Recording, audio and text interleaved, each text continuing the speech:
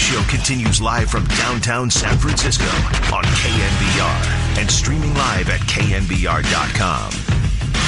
Welcome on back to the Damon Bruce Show, a very special one for me. I get to hang out with Phife this hour, Phife Dawg of A Tribe Called Quest. Yes. It is great to have you in studio, man. You know, we were talking about your love for New York hoops, and you were really involved in like high school recruiting. I mean, I saw this. We'll talk about the Michael Rappaport documentary, Beat Rhymes in Life, but it showed a side of you that, I mean, I always knew that you liked sports because who else would put in your styles are incomplete, same as Vinny Testaverde, who didn't love sports. No one's ever tried to do anything like that in rap before. And then, and then this is really, you know, you've never walked away from sports. You've walked away from rap a few times, but you've never walked away from sports. Right. Absolutely. Sports is just a mainstay in my life, you know what I mean? So, hence the reason for the references and the verses from time to time. When you were in high school, you had a handle. I had a handle. I played junior varsity for a minute, and then I didn't grow, and that was that. Was that. You know, after that, you know, Brent Musburger was always my idol, though. So I wanted to be a sports broadcaster or do some type of analytical work with the NBA or NCAA basketball, or even I'm a big Ohio State Buckeye football fan, and I like the Gators, but I'm a big North Carolina Tar Heel basketball fan. I know you fanatic. I know. Well, I'm an Indiana fanatic, so at least we meet on the same. I mean, both our programs are in the crown jewel. You know what? That's how I became a Carolina fan, because Isaiah and them beat James Worthy in there you go in '81. That's how I became a Carolina fan. And we all know that bitterness creates fandom, not the sweet. Well, no, I became a fan because I love James Worthy so much. And then he got together with my favorite basketball player ever as a Laker, Magic Johnson. So let me ask you, did you fancy yourself, did you dream of being a sportscaster before you even dreamed of being a rapper? Yes, I did. I absolutely did. That's amazing. That's amazing to me. Yeah. What, now, obviously, when was the first time you picked up a microphone in your life? As far as hip-hop? As far as any time. I mean, tell me you did like the announcements for the baseball team in high school or something like that. Nah. Or you used to do homecoming or something. No, I mean, I had dreams of being a sports broadcaster, you know. Howard Cosell doing Monday Night Football back in the day, Frank Gifford, and then Brent Musburger when he used to be on the NBA on CBS. And he used to drag out the S. Yeah. That's when the CBS. That's when the NBA was real. You know what I mean? So I had dreams of that, but my DNA said hip-hop because I'm from New York, and it was right there for me. You know what I mean? And if you didn't play some type of sport, chase girls, do hip-hop, do graffiti, breakdancing, or what have you, you were looked at as weird. DJ, MC, you were looked at as weird. So it was embedded. I'll tell you, there are not a lot of things that have been invented in my lifetime. A lot of it was here before we got here, you know. I'll tell you what was invented in my lifetime. Rap, invented in my lifetime. Sports talk radio, invented in my lifetime. When I was 14 years old, there was no sports talk radio. When I was 15 years old, there it was. WFAN came on in New York, and Don Imus was doing it in the mornings, and Mike and the Mad Dog in the afternoons. That was the game change right there. Sir. Yep. Yeah. So my DNA is all of that, you know. Hip-hop, sports. New York is known for hip-hop and point guards. Period. You could go from Bob Cousy to Tiny Archibald to Stephon Marbury, Kenny Anderson to Sebastian Telfair to Pearl Washington to the list goes on. Rod Strickland, who's Kenny the Jet Smith from TNT fame, you know.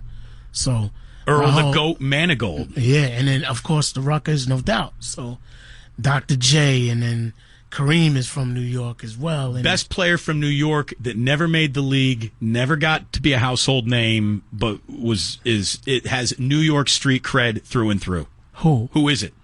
I'm asking you. Pee Wee Kirkland. Pee Wee Kirkland. And Earl the Goat Manigault. Yeah. Definitely. But there was a young man who went to the high school that Bob Cousy went to. 50 Cent went to this high school. I think LL Cool J went to that high school for a minute as well. But it was my zone high school in Queens, and it was called Andrew Jackson High School. There was a young man by the name of, what was his, Sweet Pea Daniels. Lloyd Sweet Pea Daniels. He was a beast. Matter of fact, he Tarkanian recruited him for a minute, but he got busted for drugs and stuff. Well, everyone Tarkanian recruited for a minute got busted for something. Yeah, but that's how you got your actual. It didn't letter. work out. Yeah. But he was a monster growing up in Queens. He was the truth. And then John Sally in Brooklyn. He went to Canarsie High School. So there's a lot of ball players that come from New York, man. Ed Pinckney, Stevenson High School in the Bronx. So we could go on for days and days, man. But it was part of my DNA, just looking at the back of the Daily News or the New York Post or the New York Newsday every day on the way to school, seeing who did what, whether it was Knicks, St. John's, Syracuse, or the whole Big East. The Big East was it for a while. It was it. It's a shame what's happened to the Big East. Yeah. What the Big East was, what the Big East is. Really basketball in a lot of ways. Yeah. I mean, we were just talking during the break when the NBA used to have hard fouls in it. I tell you what do you think of how this NBA season turned out with the Heat going back-to-back? Now, as all native New Yorkers and Knicks fans, you probably pledged the rest of your life to disliking the Miami Heat or any of their success. Or Absolutely. maybe, yeah, so you're not enjoying this. You know what? They earned it. They did. As long as you earn it, I have to respect it. You know what I mean? So, yeah, I'm not a Heat fan because I'm a Knicks fan, but I respect D-Wade's grind. He wasn't 100%, but he grinded out. And I respect LeBron's game. I don't care if he was still at St. Mary's, St. Vincent, St. Mary's. The boy can play. Point blank. Now, do I want Carmelo to get a chip? Yeah. But my problem with the Knicks has always been the front office, with the exception of Donnie Walsh. You know, he performed miracles when he came over to New York. Now he's back in Indiana because our owner is just... No, it's terrible. James Dolan. There was a really, really good article about the decision point where Riley decided to leave the Knicks to take a vested interest in ownership in the Miami Heat, and how Ernie Grunfeld and those guys just botched that negotiation and basically invited, a guy who basically one of the reasons why all Heat fans are going to be hated by the Knicks forever is because I think the Knicks are looking at the Miami Heat and saying, well, that could have been us. From Riley to LeBron, that could have been your team. That could have been your formula. I don't really look at it like that, because when he left, he left. You know what I mean? I mean, look, they won a championship. Did you see that parade? It was awful. Come on, man. Serious? Those fans get to the game midway through the second quarter. I can't take them serious. But then again, at the same time, there are a lot of transplant people in Miami, because I've lived in Atlanta for a while. And if the Knicks come to town, Phillips Arena is orange and blue skies. The Lakers come to town, it's purple and gold, or it's red, blue, and white Clipper-wise. Detroit comes to town, same thing. Yeah. So there's no real loyalty or allegiance in places like Atlanta and Miami, because you have so many moving from Miami and Boston and LA and this place and that place to avoid the cold weather in Chicago and this, that, the other.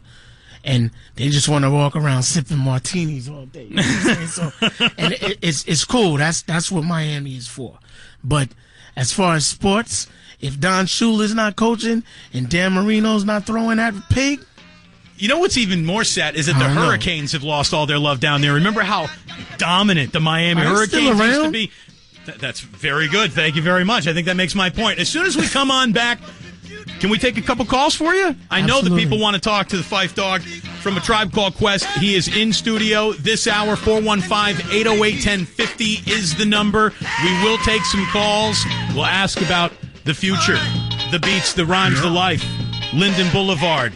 Represent, please. I'm blushing. This is awesome here on the Damon Bruce Show. All right. We always look to James Brown rock, by the way. Baby, baby, baby, baby, baby, baby, baby, baby, baby, baby, baby, I got that.